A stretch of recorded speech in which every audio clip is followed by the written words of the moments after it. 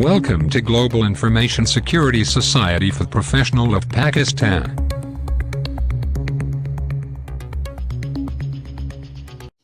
So welcome back once again.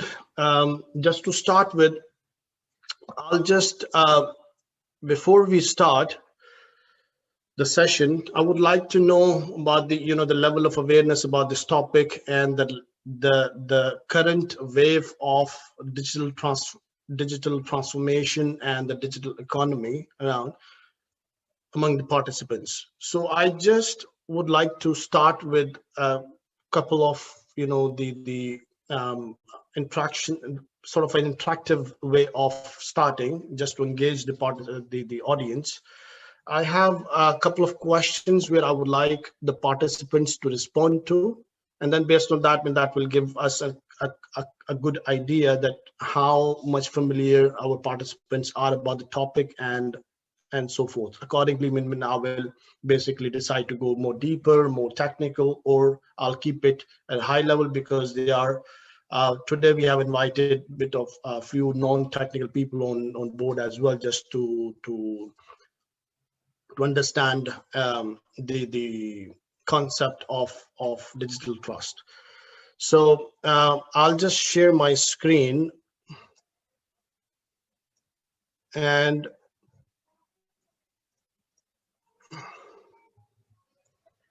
here we go. So can you see my screen? Shahzad bhai, can you confirm? Yes, we can see you.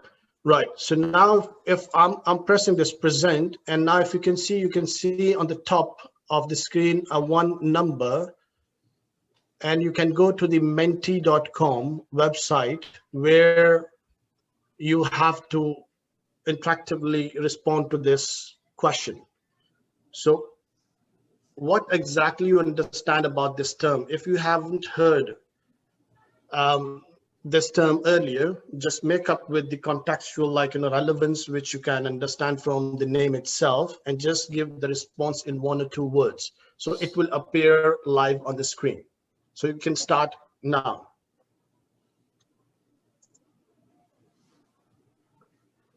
Can you? Right, no idea, right?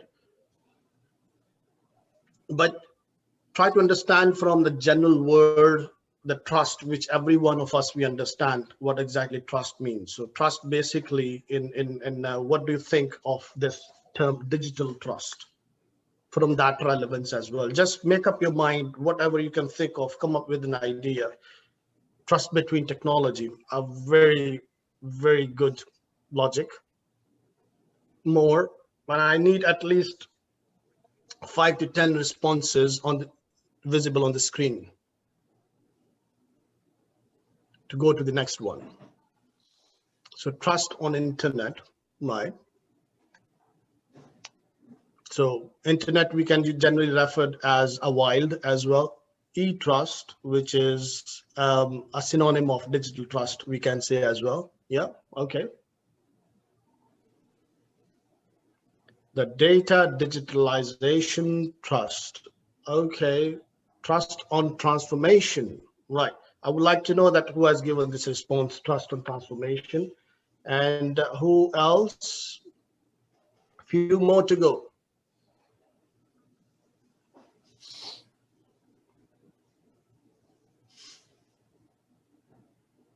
One more. So far, 7 people have responded.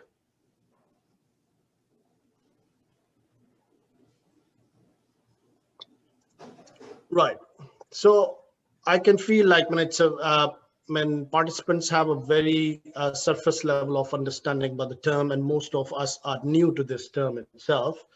So it means I'll keep it a session a bit high level, so that we can just understand the concept basically, and then we can, depending on the need, we can go deeper to discuss about the technical aspects of this, such as zero trust and so forth. So I'll close this one, and then I will go to the next. I'll go to the next question. How do I do that? Okay, so now here we go to the next question. So do you think that trust is important to run your digital enterprise? Your digital enterprise can be anything, your business, your corporate. As an example, your website as well is contextually a digital enterprise. Okay. Yes, everyone, we know that trust is important.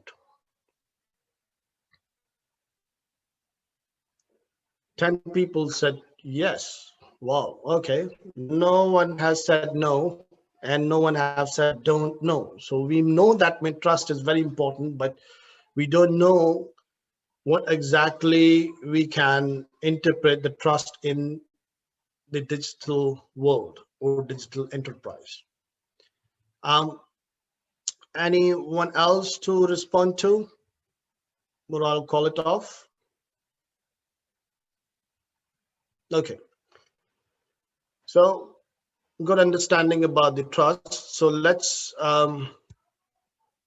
move to, I'll close this sharing and then I'll start with the presentation.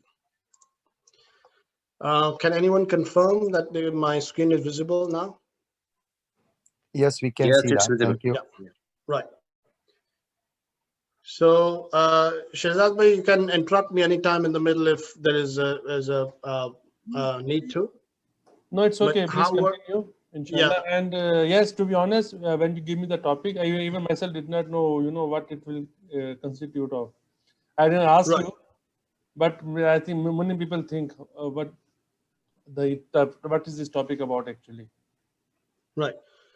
The बुनियादी तौर पर, okay, let me just give you a background before we start so that we can all of us in the same page, so that when I can go more in a higher pace on the some slides instead of going into deeper. The trust which we deal with in the real life among the people, it's the same philosophy which is being applied in businesses and corporates among the groups and all that. However, in digital transformation, which has basically transformed the whole world and the way of our thinking and the way of our interaction has actually changed the way of our dealing. So that's how our, the relational traits have impacted as well. So that's why this topic is applicable not to the cybersecurity professionals. These are equally applicable to risk professionals, privacy professionals, technopreneurs, CEOs, anyone who is sitting in the boardroom, C-suite people, as well as in particularly CROs. So just to start with a quick intro of mine, I'm primarily a GRC expert, specializing in digital trust. My doctoral research is in digital trust as well. And when I was been in big four consulting firms for the past more than a decade and a half, and was been serving in more focused industries such as public sector, banking, oil and gas. I'm a member of like all the well-known or relevant professional associations as well, and I'm working for along with some welfare organizations just to helping the community. I'm a CISA as well, one of the quite oldies one when I'm CISA from 2003, and C-Risk and CDPSC recently acquired. I'm happen to be the first CDPSC in Qatar. And I think among the very first few, one who actually got on the GISPP platform as well. So the table of contents is basically been, first we try to understand what is the digital age, what exactly this age has impacted our lives, how we are based, the means of doing business, the digital economies, how they have evolved, as well as the nature of digital enterprises. And then we'll directly try to understand, the concept of digital trust and the relevant strategies and approaches to build the digital trust among the related parties. And then there are some important concepts, how while being a CISO or whatever way, if you are into the ownership role, of driving these such initiatives, then how you're going to implement the governance framework related to the digital trust in the environment, and what factors we have to consider. At the end, we will take few Q&As. I target to close the session around 3:30, so I'll try to be as brief as possible. However, you can ask a question, you can park the questions till the end of the session, or otherwise, I will stop in the middle of, or at end of any section just to ask. But I may not have the bandwidth to go for a longer time to respond to the questions. So kindly be brief and specific in your questions, so that I will be to save some time. So first of all, what exactly we understand as a digital age? When digital economies,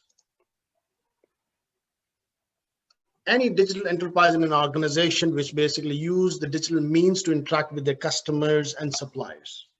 It can be any business, any organization, any corporate, any non-profit, or maybe a freelance as well. A person can be a digital enterprise who's running its or offering services using the digital means.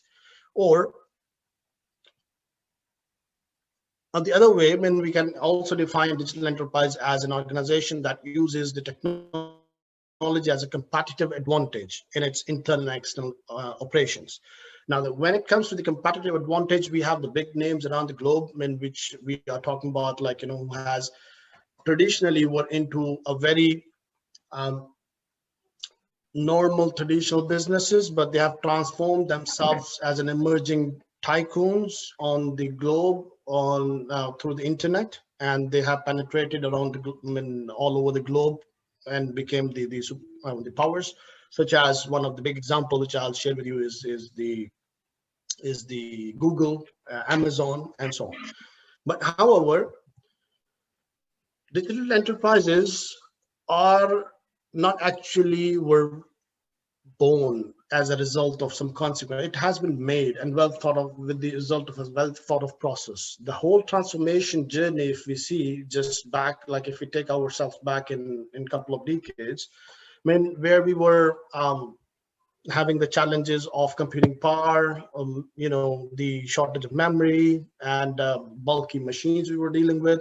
So now we are using with these tiny mobile smartphones, which are more powerful than the computers of back in 90s, have changed and transformed the way we interact, the way we do the business, to improve the overall productivity of the socialization, and our transaction processes have been improved as well.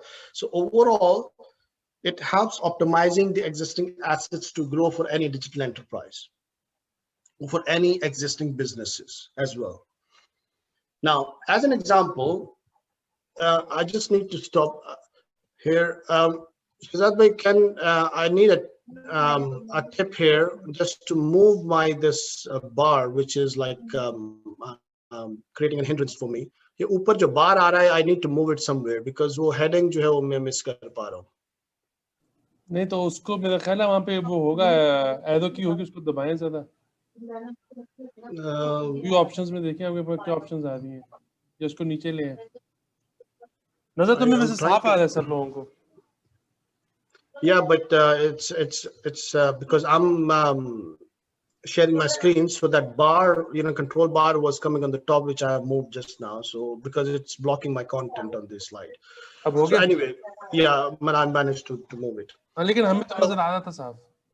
We can see digital enterprise. वो आपको आएगा क्योंकि ये control bar जो है वो सिर्फ मुझे आ रहा है because that's related to the screen sharing only. Right. So coming back to this thing, so as an example, I will definitely take the topmost example relevant to the digital enterprise, which is Amazon, which actually started with the concept of being a digital business. Eventually, if we see that the exponentially it has grown in the past few years, and why? Because it has actually started from the concept of the core foundation was the has been laid out in a way that has to be meant for internet to serve their customers from an electronic means.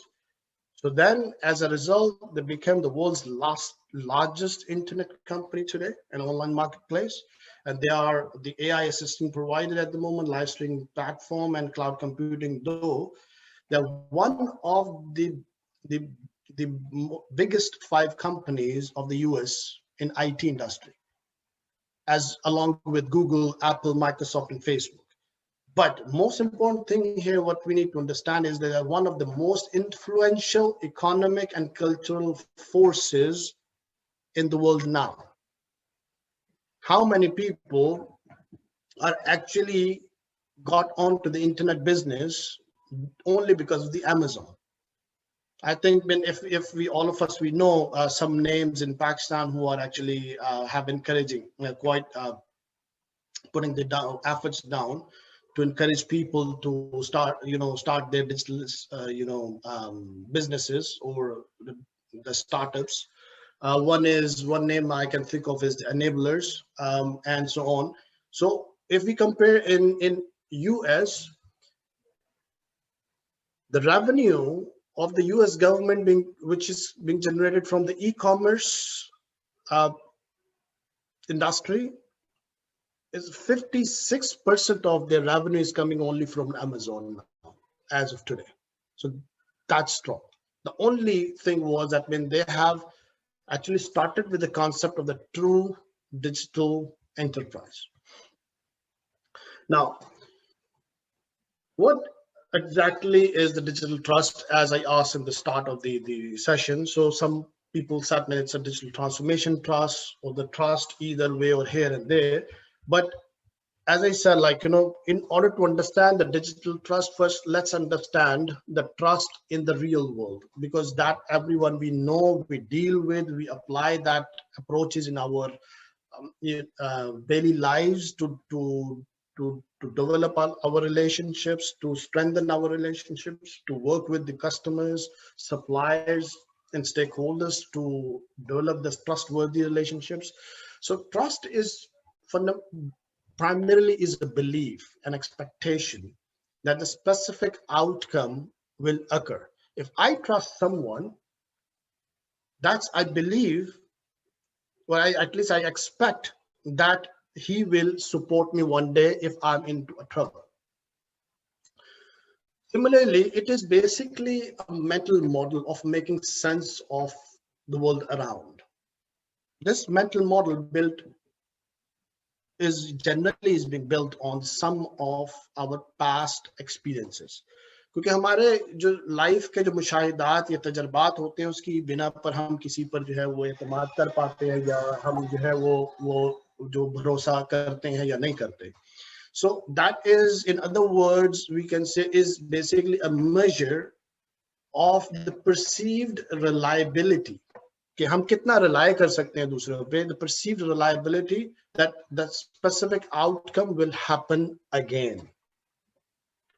So that's the way I define the trust in the real world, but that is depending on few parameters which we need to understand in the context of, I would say, in the context of our relational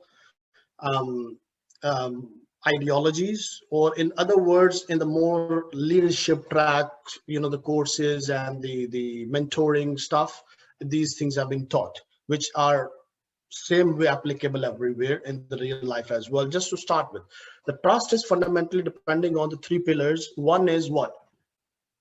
Respect. Second, integrity. And third is empathy. There is no relation which can establish, based on my point of view at least, is if there is no respect. If the highest level of respect you can give to someone, if you trust someone, but the respect has to be based on equality, courtesy, and patience. Then the respect becomes the bond between a relation. That's whether it's a personal relation or professional, or on the corporate level of relation as well. the traits when it comes to the human the side of it, the people side of it, the same way it applies. Similarly, the integrity, which is basically, having a trustworthy relationship with someone, basically requires a strong character with integrity, with based on some rules and principles, which are basically what? That there has to be a transparency. There shouldn't be like, the hidden or gray areas within the relation. And there should be authenticity as well. That means there shouldn't be a fake information going on and, dishonesty and all that. So that's why the integrity has to be there, has play an important role. And third part is the empathy, where empathy is all about understanding the other party from their point of reference. If I'm saying something such as like when all of us, we have faced the situation that when, the WhatsApp is the biggest one now became the biggest platform for creating a confusions. Because the small messages, that the text messages is, we don't know that how will be interpreted on the other side. So it is really challenging to understand the other party from their point of reference. If our viewpoint to look into one issue or one problem or one situation will not be same, will not be understand each other appropriately or in a better way. So that in such way, we have to be very understanding to each other. And then we have to be non-judgmental. We should not be jumping on the conclusions. We should try to give it understand other person from his point of view. We should not apply our logic in our mind, and we have to communicate the things the same way. That's how I understand or I feel myself as a trust from my own, the derived definition, I would say, which I learned from different sources. Now, when it comes to establishing a relationship, we need to verify the trust measures, right? Which is basically what? The credential. Now, if, for example, a person A comes to me and he said, like, when his name is Mr. Donalds, and he's from New Zealand, and he has a master's degree, and he owns a property in US. So what exactly, how I will be trusting his statement, because I will be going and verifying his own credentials, such as what he said, his name is Mr. Donald, so I'll check his identification proof, which could be a passport. And he said he's a master's degree holder, I'll check his master's degree. And the property documentation, if he really owns a property. So it's the social proof of work or for to getting into any engagement. So that basically we need, that provides authenticity, that what he's stating is exactly right. So that's the start of the journey with trustworthy efforts. I hope I'm making some sense. So far, my pace is good, and all of us, we are getting what I'm saying. I just need a couple of comments on this. Yes. Right. So going further, so within this digital age, which has basically changed our society, the way we interact, we need to verify these credentials in a more digital way these days. So digital trust basically is verifying the credentials to rely on someone in using the digital means, right? So that could be digital identity as an example, which is could be username, could be our ID card, the chip card, and so on. The paraphrase, the password for authentication, the biometric authentication can be used as the identification as well, and the digital certificate for the machines to establish the trustworthy relationships and so on. These are the examples of digital credentials. Based on all of this, what we have just studied now, we can derive this definition that digital trust is the currency of digital economy. So why we are saying so? Because that applies in the same way as I have basically explained the trust concept, the concept of the trust in the real world, the same way it applies in the digital world as well. That if there's no trust, there's no transaction, there's no relation. So if that basically is, if there's a trust, then we can get into the around the table, talk about the business opportunities transparently with a strong, the high levels of integrity, and we can understand each other from each other's point of view, so that we can, have a healthy business transactions going forward. And that's why we are saying or referring as digital trust as a currency of digital economy. And that applies the same way in a real life as well. Now, when we talk about digital economy or the digital, when within the digital enterprise, we have to interact with each other and put down the efforts to develop the trust, what are the key pillars which we need to consider while understanding the ecosystem of digital trust? So primarily one pillar is the people part, who are basically the behind all that digital channels through which they are interacting with each other. So end of the day, they are the people. That could be the individuals, corporates, customers, suppliers, employees, who are using those digital means to interact with each other. And the second pillar is the data. Data is all about, as we know, that when this is the resource or the asset which everyone wants to protect, everyone wants to use, exchange, or whatever in a digital way. So when we are talking about the digital way, we are talking about the data as the premium asset which we want to protect as the pillar. However, within the digital trust ecosystem, this is an important pillar because we want the data leakage and prevention and the privacy matters are important to consider when it comes to the digital trust. That we'll discuss in detail in the next couple of slides. The third pillar is all that technological infrastructure which is being used by the people to access the data, exchange the data, or store the data. And that all technological infrastructure includes all the layers of the technology, which includes the servers, network, databases, the data layer, business applications, and so on. So these are the three pillars of the digital ecosystem which we need to understand how we're gonna consider these specific areas to apply the measures to implement the digital trust mechanisms. Now, based on my additional study, as I said, when I'm doing my doctoral research, is that there are two other pillars which are involved, but in a more advanced stage, which is not mentioned here, but because that requires a bit of more additional areas to cover. Considering a time shortage, and I'll stick with these three, but I'll just mention slightly here that what are those two.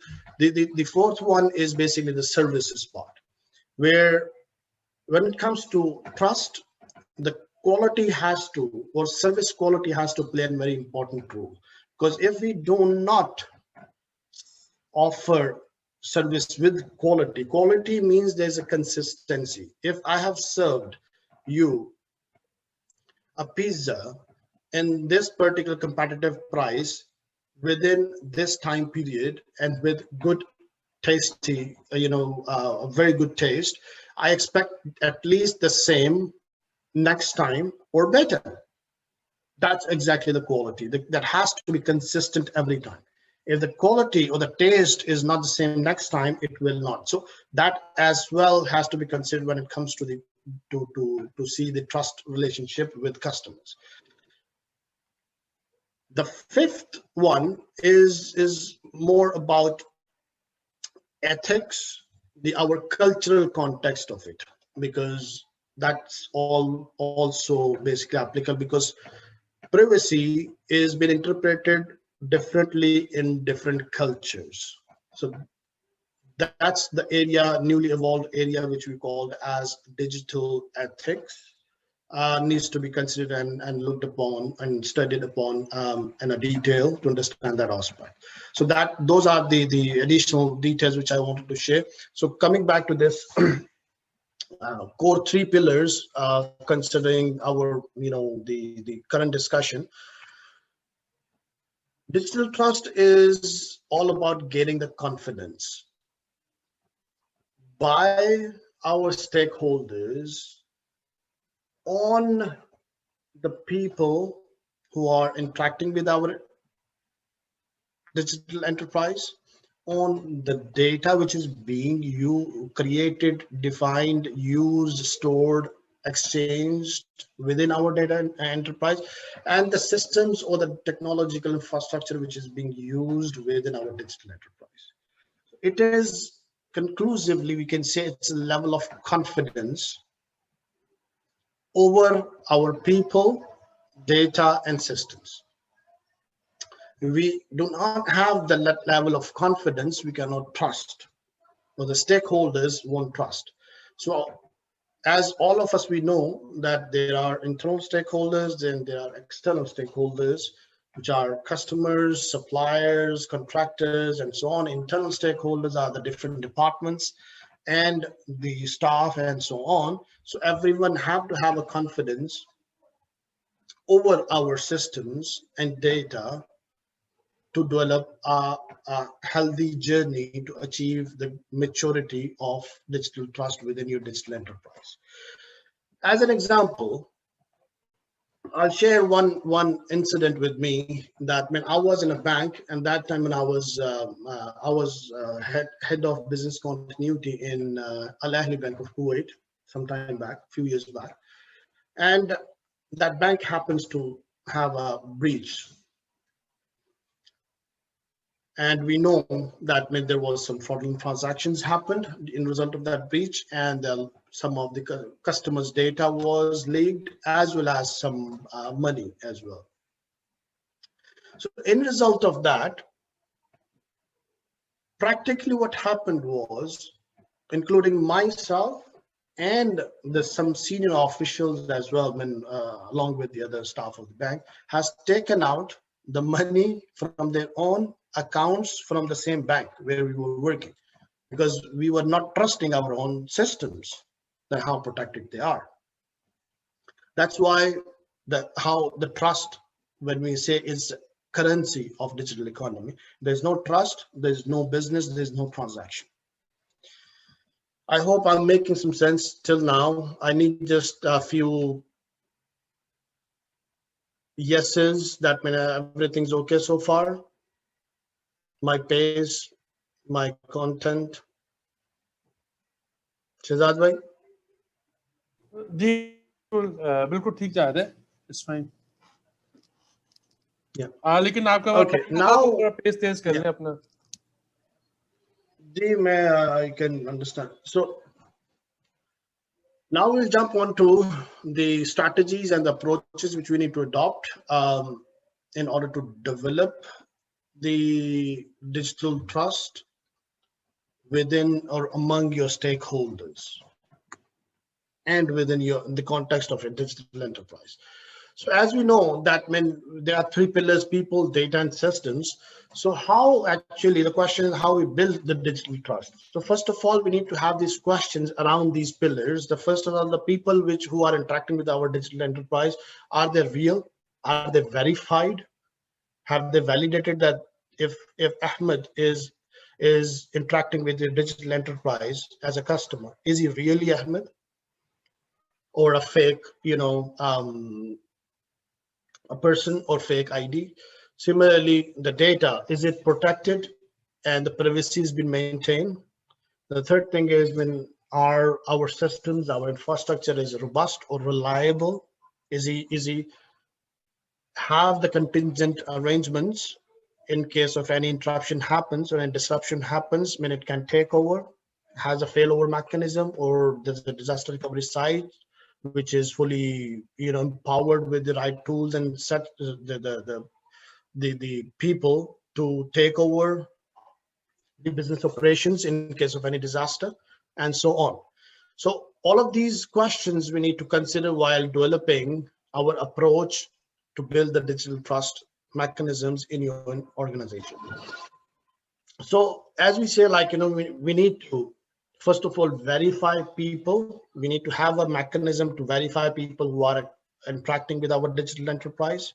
So I'm keep saying digital enterprise in the context of that. I hope that every one of us understand the digital enterprise is your business, your overall organizational systems, and in a case, for example, Amazon as an example I have given. So the data which we are using or creating or defining or storing or whatever is protected, and our systems or infrastructure is secured. That's what we need to ensure. So how do we verify people?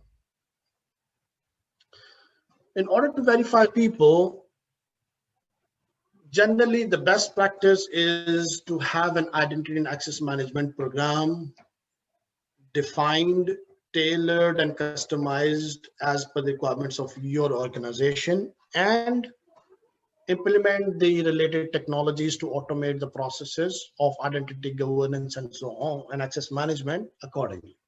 Now, what exactly is that? If you see, the very first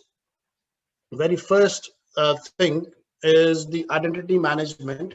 Basically, this is the whole process where you identify the actually physical people and create the digital IDs for them, which are uniquely identified, so that we know that this user ID belongs to that particular person, or whatever form of digital ID is there. That could be the scanning card, that could be RFID, that could be the username, that could be the biometric, the thumbprint as well, any form of an ID. Now, the second level is how you're going to manage the access to a particular digital resource or data or application or a database or device or whatever. So in order to have the authentication mechanisms defined, that depends on what technologies you are using. That basically, there's a deeper study to understand that how we can have a multi-level of authentication, which is considered a multi-factor authentication. I hope most of us we understand. That includes the biometric, one-time password. That includes the form of a smart tokens. That includes the form of biometric controls as well, which we use to have a multi-factor authentication to authenticate that this particular ID belongs to that person, is authorized to access that particular resource. And similarly, we have to have a user compliance and auditing mechanisms in place, which is used by this identity and access management solutions, which have a complete trail of what access profiles are being assigned to which IDs and which IDs are accessing what resources. All the trails are being defined, which are being used to ensure that there, in case of to have an appropriate detective control to monitor in case of any malicious activities going on within your digital enterprise.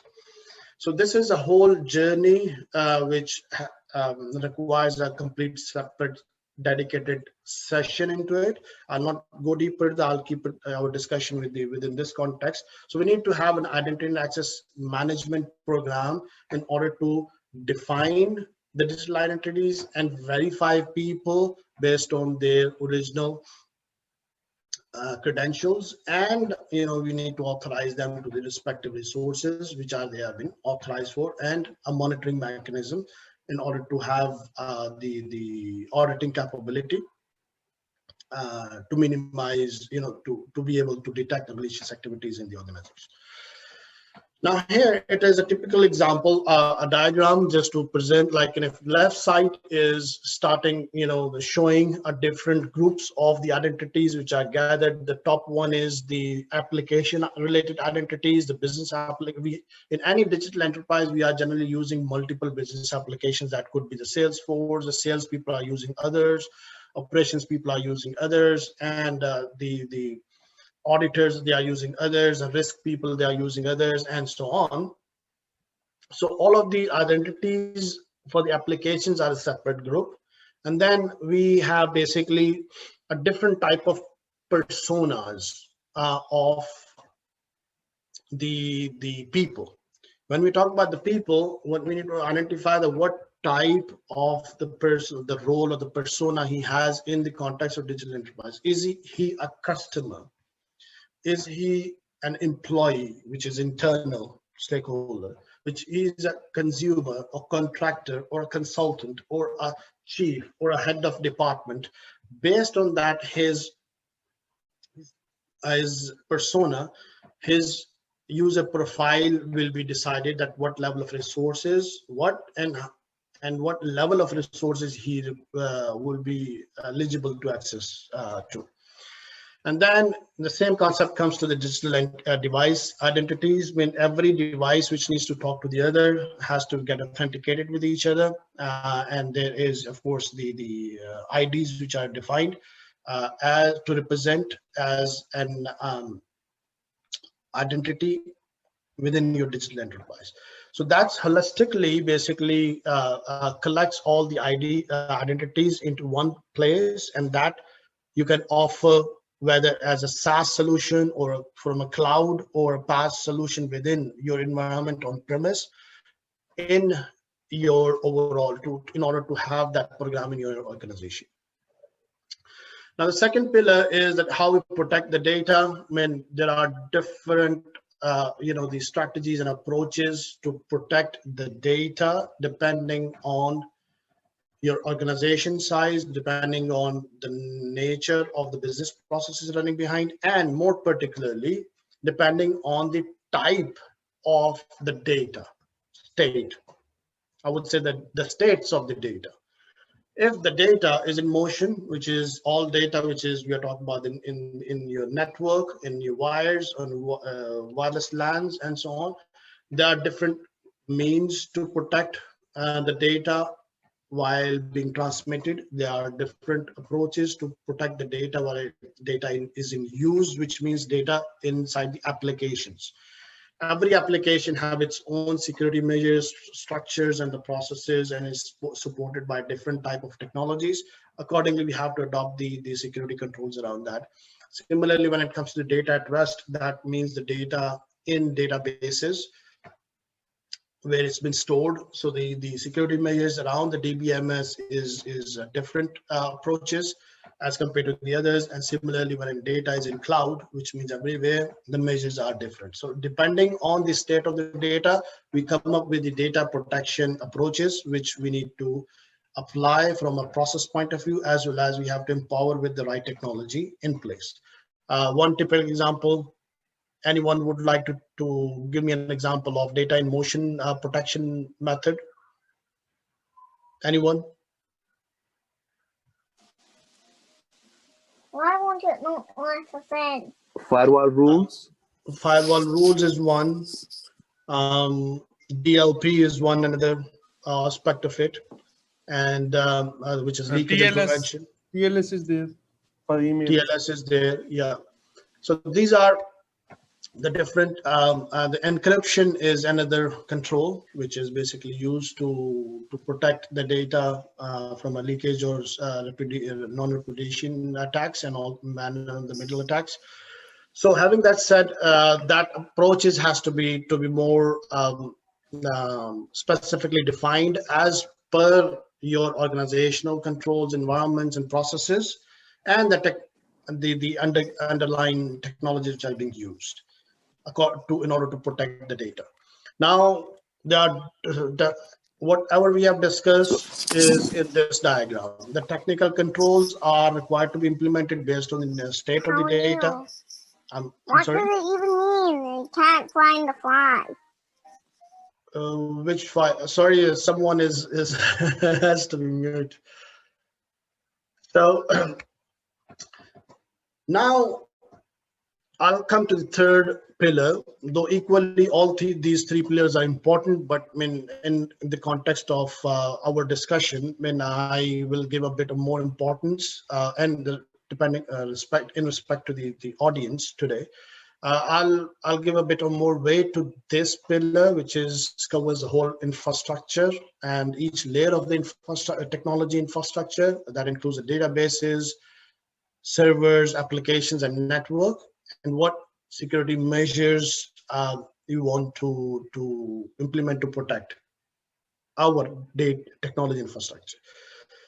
May I ask that we have 25 participants now. How many of us know about a zero trust model?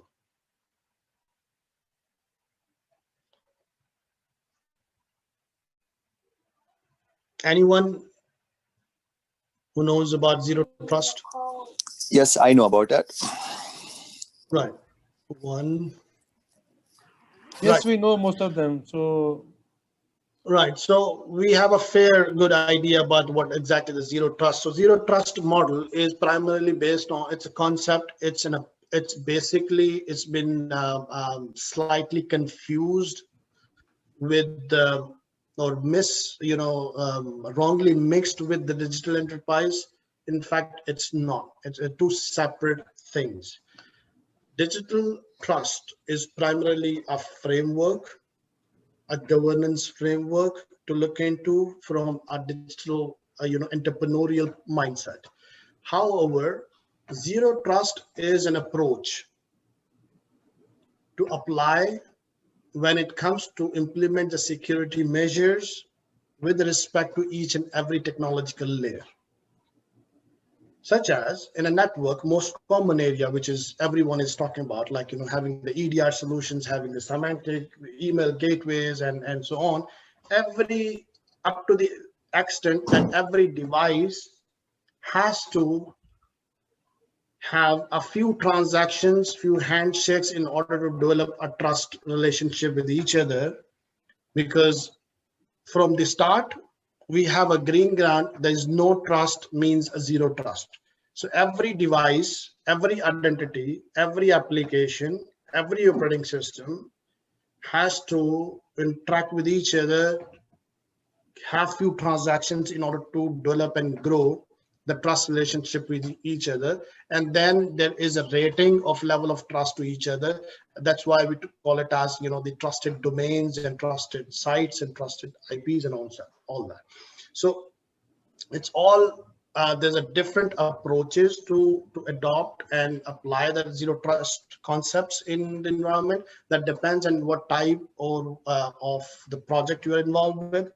This is an essential, I would say, an element to consider now while designing our technological infrastructure, especially our security architects have to consider this thing when it comes to security by design. And similarly, when we are talking about confidentiality or disclosure measures, when we talk about the privacy aspects of the information, so we talk about privacy by design, because there we usually talk about, like, the PII security more talks about confidentiality. Does anyone know about PII? yes, Yes, we know that. Yeah, so personally identifiable information means that it's a small data set of the larger, all the information which you talk about. So the whole study of ISMS is completely focused. If we focus only on PII, that basically is exactly the standard, which is ISO 27017.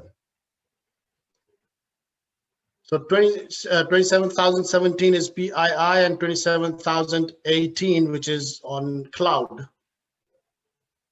PII on the cloud. These two are the two standards which you need to consider while studying into the privacy aspects of the PII. But just in the context of this discussion, I'll mention few more standards in next few slides, which as an additional study, which all of us we need to consider to refer to. So while implementing the security systems, I think all of us, we understand, as I explained, the network security architecture based on the zero trust, how we basically put the design this whole thing is from a security by design. And then we have an enterprise edge, server provider edge, and based on the different approaches what we have, underlying technologies, Palo Alto, Fortinet, all the network giants, they have their own models to implement to, but that those are always be tailorable or customizable within the context of organization. And then there's important aspect I just want to touch upon is the application security when it comes to the zero trust approaches, because application from the security by design within the application, which is secure coding, and we are talking about the concept of DevSecOps, that's where basically we can embed the security measures on actually the most granular form of security within your enterprise, because that's where the data has to be originated and stored and processed most of the time. So our SaaS and DAST applications has to be considered really seriously when we are talking about the security by design while implementing zero trust model approaches. Then we have a zero trust maturity curve. Like of course, it's a journey, and as I said, initially we have all our identities scattered, fragmented all over the organization, and then we define our identity and access management program of the overall organization as per the context of our organization needs, and we customize the processes and the technology, and accordingly we take it from to the level of the stage 2, which is contextual access. That's basically where it introduces rule-based processing and machine learning and so on. And at the end, adaptive workforce, which is risk-based access policies, continuous and adaptive authentication. So we have to have a new concept, emerging concept of the system, which is called as verification as a service. So it's or in other words, in a more advanced and more layman, and in the context of this session, we can say trust as a service, means that every transaction, every customer which comes has to be verified. So that will be offered as a service. So that's a journey which basically evolved along with the evolution of achieving the maturity within the processes, technology infrastructure, as well as the people mindset as well. Now,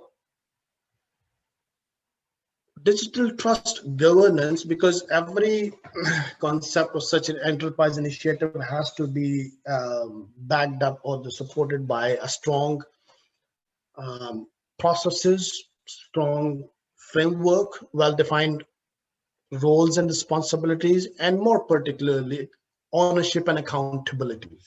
If we don't define that, we are signing for a failure. That's why, being a governance expert myself, when I give everything is important here. The most important, I would say, is the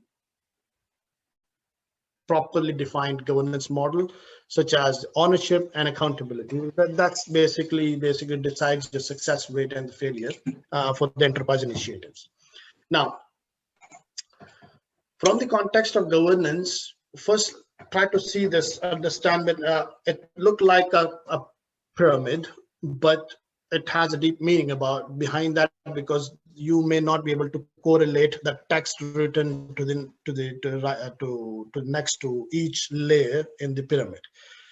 What exactly pyramid is showing is the level of ownerships depending on the roles and the scale of the responsibility.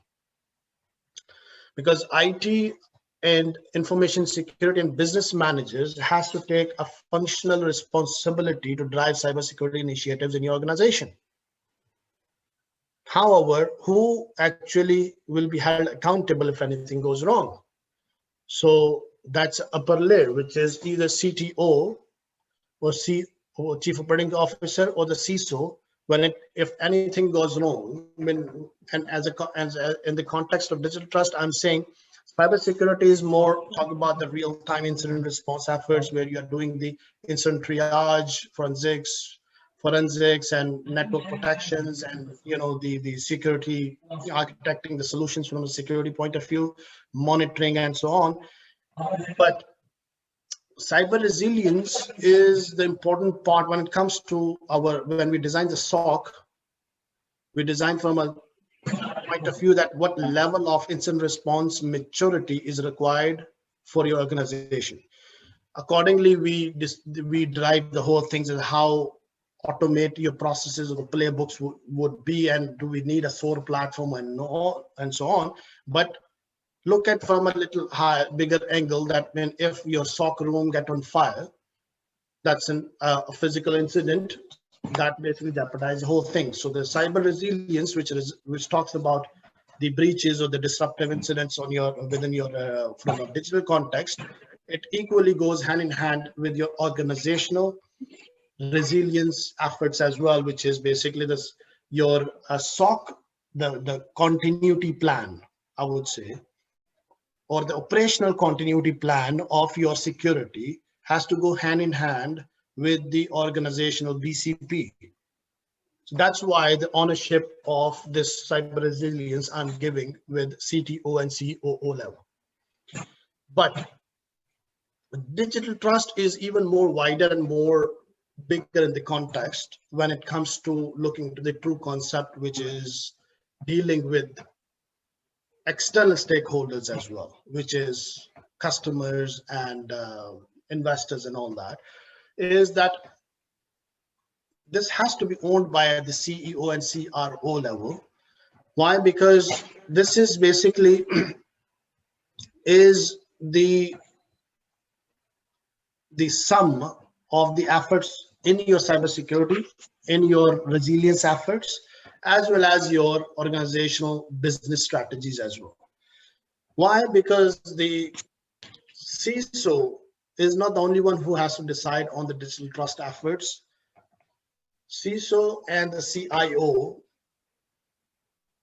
and the Chief Business Officer, or in the context of this COO, has to sit down together to develop a strong business strategy addressing the digital trust aspect, to work together hand in hand to deliver the quality service to your customers and stakeholders, considering the trustworthy long-term relationships.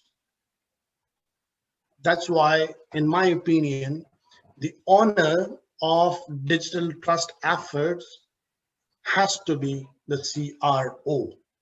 And it is basically the measure of the confidence of your stakeholders over your digital enterprise pillars, which are people in the digital enterprise context, which are digital identities and all that, and data, how protected your data is, and how robust and resilient your technology infrastructure it is.